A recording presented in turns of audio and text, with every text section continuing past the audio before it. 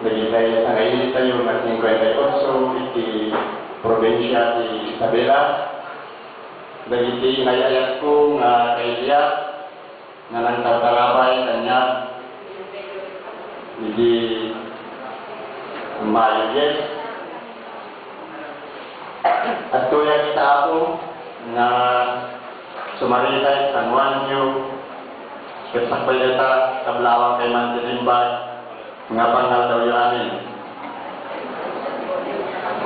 Pagyamanat, isimbahan tayo kini ako, kini Pader, kalagiti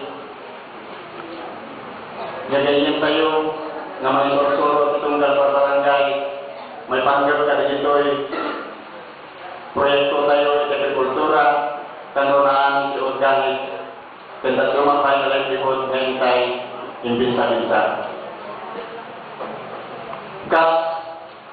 Dati ng Municipal Agriculture and Fishery Council Chairman dan Pangulo ng Sekretary ni Sinae Kore Mampay haan ko nagamit katimayat dito'y agad may sa nagkartalon pagsipot natin ng Mutibyan at may sama sa nagkartalon. Ket nung kaya nyo, pagkitayan, na itinagabuan natin ng Mutibyan, tapos na dapat pagtularan nyo, umay kailain, itinanong mo, nga farm lang to, sadyay barangay nagbalbagan. Ket pagyamanak ako, tada dito'y ngayon nagman, natursuro, pagyamanak ko na dito'y unig, di parokya, dito'y Sinae, ni Daluan, ni Father Rabi. Ket kinayan,